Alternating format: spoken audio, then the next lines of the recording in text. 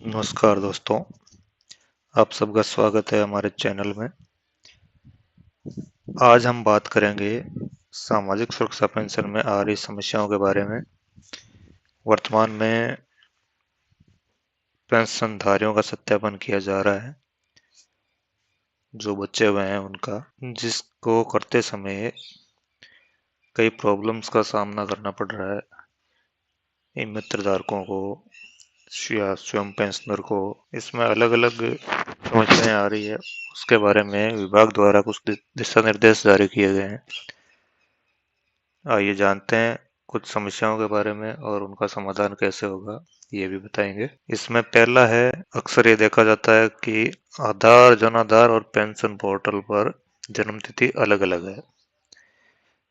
यदि ऐसा हो रहा है तो इस समस्या का समाधान ई केवाईसी के द्वारा किया जा सकता है। इसके अंदर इस प्रकार के केस में जन आधार की ई केवाईसी करवाने के बाद आधार के अनुसार जन्म तिथि जन आधार पर अपडेट हो जाती है और भविष्य में पेंशनर द्वारा वार्षिक सत्यापन करवाते समय पेंशन पोर्टल पर भी जन्म तिथि अपडेट हो जाएगी। यदि जन्म दिनांक के आधार पर कोई पेंशनर वार्षिक सत्यापन के उपरांत पेंशन के लिए अपात्र हो जाता है तो ऐसे प्रकरणों में उनकी पेंशन स्वतः ही निरस्त हो जाएगी। यदि जन्म दिनांक के आधार पर कोई पेंशनर वार्षिक सत्यापन के उपरांत आयु के आधार पर किसी अन्य पेंशन योजना का पात्र होता है तो ऐसे प्रकरणों में उनकी पेंशन योजना स्वतः ही परिवर्तित हो जाती है और उनको भुगतान भी परिवर्तित योजना के अनुसार ही मिलता है। कहने का मतलब ये है कि आपको बस जन आधार में अपनी ई केवाईसी अपडेट करवा लेनी है। ई केवाईसी अपडेट करते ही आपकी जन्म तिथि की समस्या का समाधान ऑटोमेटिकली हो जाएगा। दूसरी है, जन आधार और पेंशन पोर्टल पर लिंक गलत है। वर्तमान में किसी कारण की वजह से पेंशन धारक का पेंशन पोर्टल पर जेंडर अलग आ रहा है। कोई महिला है तो पुरुष आ रहा है, पुरुष है तो महिला आ रहा है। तो इसके संबंध में भी विभाग के अनुसार जन आधार की ई केवाईसी करवाने के बाद में जो लिंग, जो जेंडर उसके आधार में अपडेट होगा वो ही ऑटोमेटिकली जन आधार में अपडेट हो जाएगा और वहां से अपडेट होते ही ये डायरेक्टली पेंशन पोर्टल पर जो ही आप वेरिफिकेशन करवाएंगे आपका वेरिफिकेशन हो जाएगा और ये लिंक भी पेंशन पोर्टल पर ऑटोमेटिक अपलोड हो जाएगा। इसके अंदर ये भी है कि यदि कोई लिंक की वजह से गलत पेंशन उठा रहा था, किसी ने अपना जैसे महिला लिंक ऑनलाइन करवा के उसकी वजह से जैसे वृद्धावस्था पेंशन 58 साल की जगह 55 साल का होने पर ही उठाने चालू कर दिए तो उसकी पेंशन भी स्वतः ही निरस्त हो जाएगी। अगला है, यदि जन आधार और आधार में नाम एक है किंतु पेंशन पोर्टल पर अलग है। यदि आपका आधार और जन आधार में नाम सेम है पर पेंशन पोर्टल पर आपका नाम अलग दिखाई दे रहा है, जैसे किसी का नाम है रामू राम और जन आधार में और आधार में दोनों में रामू राम है, जबकि पेंशन पोर्टल पर उसका नाम केवल रामू ही है, तो आपके द्वारा उस व्यक्ति की केवाईसी करने के बाद में जन आधार में जो नाम होगा वो स्वतः ही अपडेट हो जाएगा, जन आधार में अपडेट हो जाएगा, परंतु पेंशन पोर्टल पर एक बार के लिए नाम अपडेट नहीं होगा। वर्तमान में नाम भिन्न होने के कारण किसी भी प्रकार की वार्षिक सत्यापन में कोई दिक्कत नहीं आएगी। इसी प्रकार से आधार और पेंशन पर नाम एक है किंतु जन आधार में अलग है तो वो भी केवाईसी करवाने पर स्वतः ही अपडेट हो जाएगा। अब चौथा सवाल है, जन आधार में बैंक खाता सही है लेकिन पेंशन नहीं आ रही है। इसके लिए इस इस समस्या का समाधान ये है कि पेंशन प्राप्त करने के लिए लाभार्थी का खाता राजस्थान की किसी बैंक ब्रांच में होना आवश्यक है। यदि आपका खाता बाहर है तो आपकी पेंशन बंद कर दी जाएगी। किस बैंक ब्रांच में खाता होना आवश्यक है और उसका एप्स कोड जन आधार में जुड़वाना जरूरी है। जन आधार में बैंक का विवरण अपडेट करवाने और उसके सत्यापन के बाद में पेंशन पोर्टल पर बैंक का विवरण स्वतः ही अपडेट हो जाएगा। इसके लिए किसी प्रकार का मानव हस्तक्षेप वर्जित नहीं है, मतलब कहीं पर भी जाने की जरूरत नहीं है। डायरेक्ट ही बैंक का विवरण जनाधार से अपडेट कर लिया जाएगा। इस प्रकार की समस्या का समाधान देखने के अधिकार केवल स्वीकृतिकर्ता अधिकारी के पास है, जो कि ग्रामीण क्षेत्र में बीडीओ और शहरी क्षेत्र में एसडीओ के पास होता है, उपखंड अधिकारी। 5वां क्वेश्चन है, जन आधार और पेंशन पोर्टल पर दर्शाया जाने वाला खाता गलत है। जन आधार और बैंक खाता को सही करवाना होगा और जन आधार पर उसका सत्यापन के बाद में पेंशन पोर्टल पर बैंक विवरण ऑटोमेटिकली अपडेट हो ही जाएगा। एक मुख्य कारण आ रहा है कि किसी की पेंशन गलत कारण बताकर रोक दी गई हो। मतलब पहले जो ऑफलाइन वेरिफिकेशन करवाया जाता था उसके अंदर नगर पालिका द्वारा या ग्राम विकास अधिकारी द्वारा गांव में जाकर देख लिया जाता था कि भाई ये बंदा यहाँ पर है या नहीं है, या इस व्यक्ति की मृत्यु हो चुकी है या नहीं है। कई बार गलत रिपोर्टिंग की वजह से भी पेंशन बंद कर दी जाती थी, जिसके अंदर मृत बताकर, डुप्लीकेट बताकर, आउट ऑफ स्टेट बताकर या उसका पूर्ण विवाह बताकर तो इसकी पेंशन को वापस ओपन किया जा सकता है अगर गलती से भी है। तो इसके लिए 90 दिन का टाइम निश्चित होता है। 90 दिन होने के बाद में ही आप पेंशनर का वेरिफिकेशन कर पाएंगे, वो भी आपके स्वीकृतिकर्ता अधिकारी के द्वारा। जैसे ग्रामीण की बीडीओ करेगा विकास अधिकारी और शहरी की एसडीओ करेगा उपखंड अधिकारी। तो इसके लिए वापस चालू करने के लिए पेंशनर का बायोमेट्रिक सत्यापन होगा, और यदि वहां से भी नहीं हो रही तो इसके लिए आपका जो अधिकारी है वो इसको समाज कल्याण विभाग के निदेशालय में जयपुर भिजवाएगा, वहां से इसका समाधान संभव हो पाएगा। ये प्रक्रिया बता रखी है कहाँ से। कई बार ऐसा होता है कि रुकी हुई पेंशन चालू तो हो गई है, 7वां कारण है ये, रुकी हुई पेंशन चालू हो गई है लेकिन उसका एरियर नहीं आया। मतलब कि पेंशन चालू कर दी पर जो बीच में जो टाइम था, लगभग मान लो किसी 1 साल हो गया या 1.5 साल हो गया, तो वो अगर उस टाइम पीरियड का एरियर नहीं आया तो उसके लिए क्या समाधान है।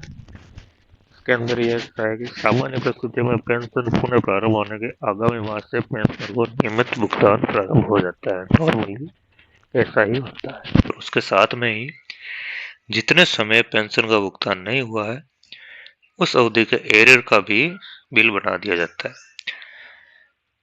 मतलब कि बिल बन गया तो आपकी पेंशन आ जाएगी।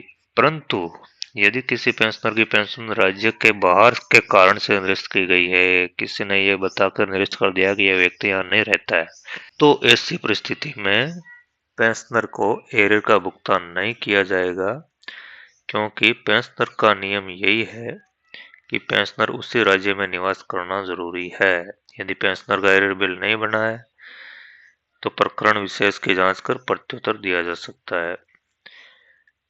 अगर किसी व्यक्ति का इसके अलावा भी कोई कारण हो और एरियर बिल नहीं बना है तो उसकी जांच की जाती है और इसका लेटर आगे भेज दिया जाता है और वहां से आपकी पेंशन चालू हो जाती है, मतलब एरियर बन जाता है। यदि कोई पेंशन को किसी भी कारण से निरस्त किया गया है और ऐसे प्रकरणों को संबंधित स्वीकृति अधिकारी के द्वारा पेंशनर के बायोमेट्रिक माध्यम से अधिकतम 24 माह की अवधि में पुनः प्रारंभ किया जा सकता है। यदि किसी पेंशनर के बायोमेट्रिक में कठिनाई आती है तो ऐसे प्रकरणों को समाज कल्याण विभाग के मुख्यालय में स्वीकृतिकर्ता अधिकारी द्वारा अग्रेसित करना होगा। मतलब यहाँ से बीडीओ ऑफिस या एसडी ऑफिस से उसका एक प्रकरण बनाकर लेटर लिखकर जयपुर भिजवाया जाएगा, वहां से इसको चालू की जा सकती है। पर यदि 2 साल 24 माह के बाद भी किसी पेंशनर की पेंशन प्रारंभ नहीं की जाती है तो उसके लिए यदि 24 महीने के बाद भी कोई व्यक्ति पेंशन का रिव्यू नहीं करवाता है या दोबारा चालू नहीं करवाता है, वो पेंशन पूरी तरह से बंद कर दी जाती है। अब एक सवाल है कि मेरी पेंशन 1000 रुपये नहीं हुई है, पेंशन कम से कम 1000 रुपये नहीं हुई है। तो इसका जवाब यह है कि जनवरी 2024 के बाद में पेंशनर को न्यूनतम 1000 रुपये की दर से पेंशन का भुगतान किया जा रहा है और नियमानुसार एरियर भी बनाया जा रहा है। यदि 1000 रुपये नहीं आई है तो सरकार द्वारा उसका एरियर बना दिया जाएगा। एक समस्या होती है लोगों की कि भाई पेंशन की राशि है कभी 700 या 800 और कभी 200-300 रुपये आती है। चूंकि पेंशन दो प्रकार की होती है, एक होती है राष्ट्रीय सामाजिक सुरक्षा पेंशन योजना और एक होती है राज्य सुरक्षा सामाजिक सुरक्षा पेंशन योजना। तो राष्ट्रीय में जो पेंशन आती है उसके अंदर राज्यांश और केंद्रीयांश, मतलब राज्य का हिस्सा और केंद्र का हिस्सा दोनों का भुगतान अलग अलग जगह से किया जाता है। इसलिए कई बार राज्य सरकार पेंशन पहले डाल देती है, कई बार केंद्र सरकार पेंशन पहले डाल देती है। तो इस प्रकार कभी 700 पहले आ जाते हैं, कभी 300 पहले आ जाते हैं। पर हाँ, ये जरूर है आते दोनों के ही हैं और दोनों में पेंशन पूरी मिला के 1000 रुपये हो जाती है। ये राज्य सरकार और केंद्र सरकार का हिस्सा है अलग अलग। चौथा सवाल है कि बायोमेट्रिक और फेस स्कैन की ऐप के माध्यम से सत्यापन नहीं हो पा रहा है। तो ऐसे प्रकरणों में संबंधित स्वीकृति अधिकारी द्वारा पेंशनर के आधार से जुड़े हुए मोबाइल पर ओटीपी प्रेषित किया जाता है और उसके द्वारा ही पेंशनर का सत्यापन हो सकता है। मतलब आपको संबंधित ऑफिस में जाना होगा, वहां से आपके मोबाइल पर एक मैसेज जाएगा, ओटीपी जाएगी आधार के नंबर पर। उस ओटीपी को डाल के आपको पेंशन का सत्यापन करवाना पड़ेगा। अगर मोबाइल नंबर नहीं जुड़ा हुआ है और या फिर मोबाइल नंबर बदल गया है तो इसके लिए आपको आधार केंद्र से संपर्क करना होगा। वहां पर जाके आधार में मोबाइल नंबर जुड़वाना होगा या अपडेट करवाना होगा, उसके बाद में ही आपका सत्यापन हो पाएगा। पेंशन का ई मित्र से ऑनलाइन फॉर्म भरते समय पेंशनधारी का अंगूठा स्कैन नहीं हो पा रहा है तो क्या करें?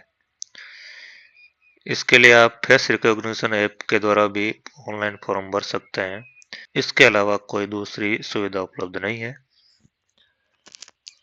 अब एक क्वेश्चन है कि संबंधित स्वीकृतिकर्ता अधिकारी और एसडीएम और पेंशनर एसडीएम या बीडीओ द्वारा पेंशनर की पोस्ट ऑडिट कैसे की जाए? पोस्ट ऑडिट की जाती है कि अभी वर्तमान में पेंशन स्वतः ही जारी की जा रही है, तो जिनकी पेंशन जारी हो चुकी है उनको कुछ एक केस को उपखंड अधिकारी या विकास अधिकारी के पास में पोस्ट ऑडिट के लिए भेजा जाता है।